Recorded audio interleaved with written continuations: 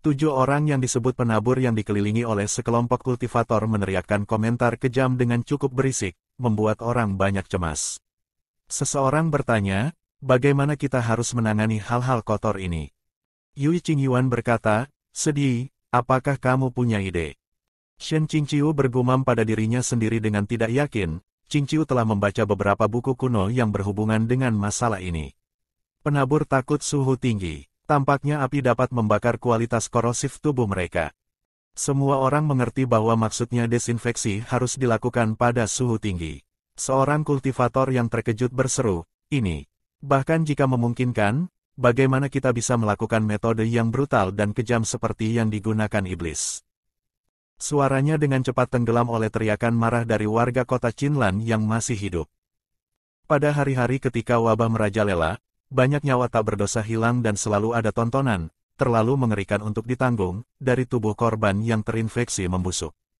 Pusat perdagangan yang kaya dan ramai telah menjadi kota hantu yang sepi.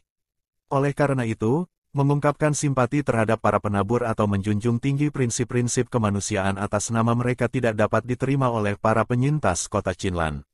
Para beku dengan cepat dikelilingi oleh banyak orang yang berteriak, bakar mereka. Dan, siapapun yang keberatan juga harus dibakar. Sebagian besar dari 7 penabur di dalam penghalang tersihir memamerkan taring mereka dan tersenyum dengan kejam, tidak menunjukkan ketakutan atau kelemahan. Shen Qingqiu mengira bahwa mereka mungkin menganggap diri mereka pahlawan yang menciptakan panen yang baik demi ras iblis. Hanya penabur terkecil yang menangis sedih. Begitu melihatnya, beberapa orang mulai bersimpati. Qin Wanyewi menggigit bibirnya dan mendekati Luo Binghe. Kakak bela diri senior Luo, penabur kecil itu terlihat menyedihkan. Mereka terlihat menyedihkan, sayang, di manakah rasa iba bagi mereka yang terjangkit wabah misterius, menderita, dan mati. Luo Binghe tersenyum padanya, tetapi tidak menjawab. Menurut Shen Qingqiu, reaksi Luo Binghe terhadap gadis itu benar-benar asal-asalan. Ini bisa dianggap gagal, berdasarkan konten novel aslinya. Bukankah seharusnya dia menggunakan kesempatan ini untuk mengungkapkan perasaannya dengan hangat saat ini? Apakah Luo Binghe meningkatkan kecepatan menaikkan levelnya dengan mengorbankan keterampilan master haremnya? Bagaimana dia bisa menghadapi murid kepala keluarganya yang wajahnya, tidak peduli dari sudut mana orang melihatnya, selalu terlihat lembut seperti batu giok, percaya diri, santai, dan anggun?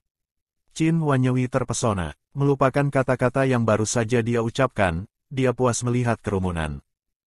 Saat itulah sesuatu yang jauh lebih tidak terduga terjadi. Penabur kecil itu melompat dan menghantam tepi penghalang. Wajah merahnya menjadi semakin ganas karena melolongnya. Ia berteriak, Tuan Abadishan, jangan biarkan mereka membakarku sampai mati. Kumohon, Tuan Abadishan, tolong selamatkan aku.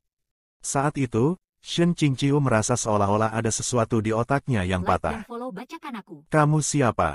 Bagaimana kau bisa dengan santai mendekati dan memanggilku Tuan Abadishan ketika aku bahkan tidak mengenalmu? Dari seluruh alun-alun, ribuan mata beralih ke Shen Qingqiu. Penabur terus meratap, yang kami lakukan hanyalah mendengarkan instruksimu, tetapi kami tidak pernah setuju untuk dibakar sampai mati. Apa-apaan ini? Sungguh tuduhan yang sederhana dan kasar. Perkembangan plot Saleh macam apa ini? Shen Qingqiu merasa dia membutuhkan minuman.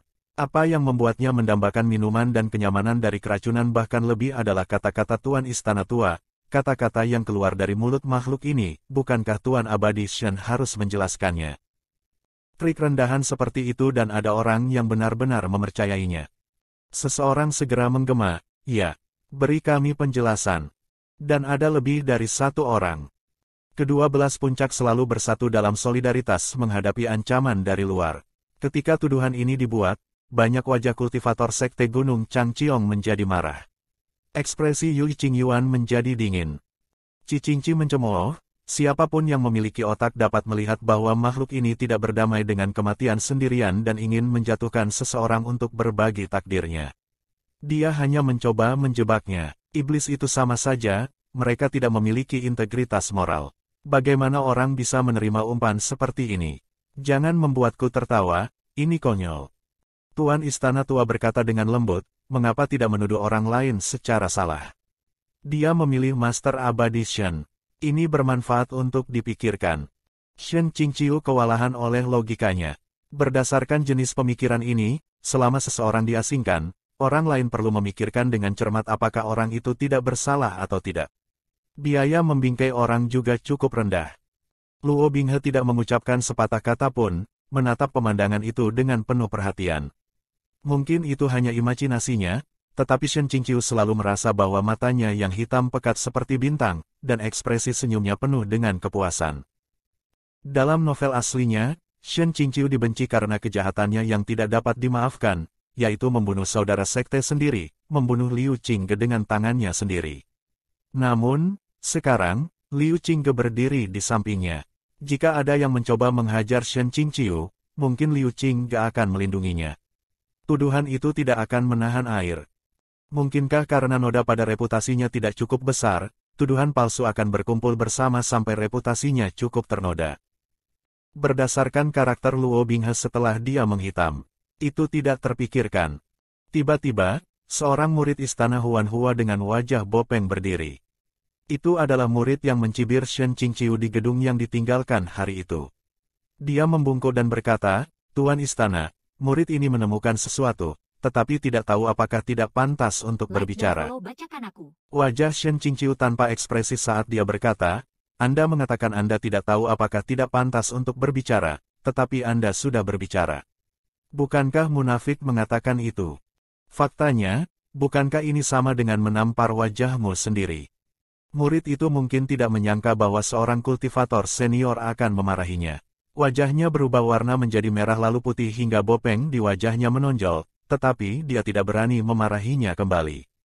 Dia tidak punya alternatif selain menatap tajam ke Shen Qingqiu dengan ganas, berkata, "Kemarin, murid ini dan beberapa saudara dan saudari bela diri senior melihat bahwa ada beberapa tanda infeksi penabur di lengan Penatua Shen. Kita semua melihatnya, tapi hari ini tanda-tanda itu sudah hilang sama sekali. Sekte Gunung Changqiong mengirim seniormu untuk mengumumkan bahwa pil yang didistribusikan di kota dibuat dengan terburu-buru. Diperlukan pil 24 jam untuk bekerja dan bahkan mungkin tidak berhasil. Kakak bela diri senior Luo meminum pil di depan kami, tetapi bekas infeksi pada dirinya belum hilang. Kenapa hanya Penatua Shen yang sembuh begitu cepat sehingga bekas infeksinya memudar?" Bagaimanapun, murid ini menganggap hal ini sangat mencurigakan. Shen Qingqiu diam-diam menarik nafas di dalam hatinya.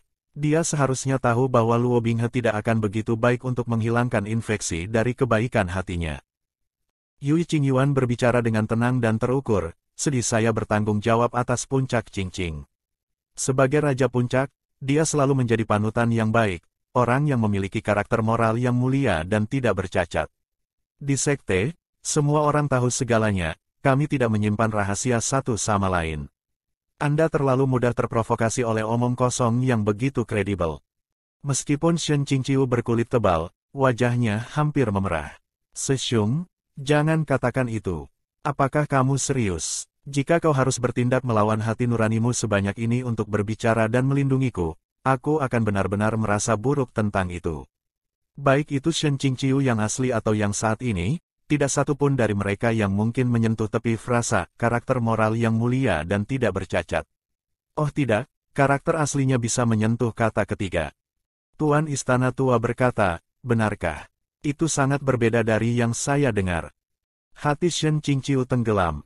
Sepertinya hari ini dia harus terseret ke dalam selokan.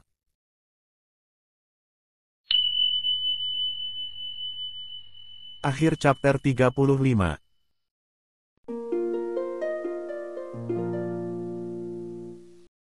Jika Anda suka video ini, silahkan like dan subscribe akun YouTube @bacakanaku untuk mendapatkan update audio novel lainnya. Terima kasih.